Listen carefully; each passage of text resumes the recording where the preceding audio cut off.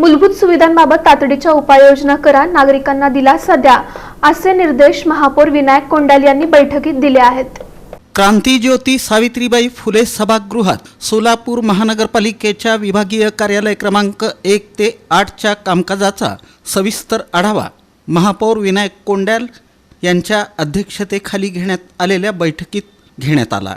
या बैठकीला उपमहापौर ज्ञानेश्वरी देवकर, सभागृह नेते नरेंद्र काळे, अतिरिक्त आयुक्त संदीप कारंजे, उपायुक्त आशिष लोकरे, सहाय्यक आयुक्त शशिकांत भोसले, सहाय्यक आयुक्त गिरीश पंडित, सहाय्यक आयुक्त मनीषा मगर, नगर अभियंता सारिका अकुलवार, कार्यकारी अभियंता सार्वजनिक आरोग्य व्यंकटेश चौबे, कार्यकारी अभियंता विद्युत राजेश परदेशी, नगरसेवक सिद्धेश्वर कमठम, नगरसेवक भारत सिंग बडरूवाले तसंच विभागीय अधिकारी उपस्थित होते। सोलापूर शहरातील विविध मूलभूत सुविधांबाबत नागरिकांकडून प्राप्त होणाऱ्या तक्रारींचा यावेळी सखोल आढावा घेण्यात आला। काही भागांमध्ये घंटागाड्या नियमित जात नसल्याच्या तक्रारी प्राप्त होत असून कचरा संकलन व्यवस्था सुरळीत आणि वेळेवर ठेवण्याबाबत संबंधित अधिकाऱ्यांना सूचना देण्यात आल्या।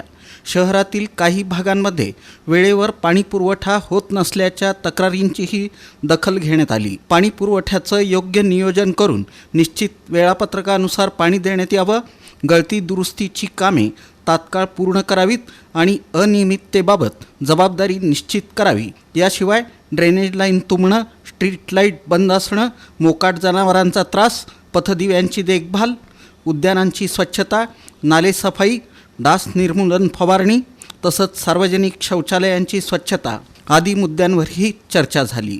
नागरिकांच्या आरोग्य आणि सुरक्षिततेशी संबंधित प्रश्न प्राधान्यानं सोडवावेत असं महापौर विनायक कोंडाल यांनी स्पष्ट केलं। नागरिकांच्या तक्रारींवर तात्काळ प्रतिसाद देऊन समन्वयानं काम करावं आणि शहरातील सेवा अधिक कार्यक्षम, पारदर्शक तसंच जबाबदारीनं पुरवाव्यात असं आवाहन महापौर विनायक कोंडाल यांनी यावेळी केलं।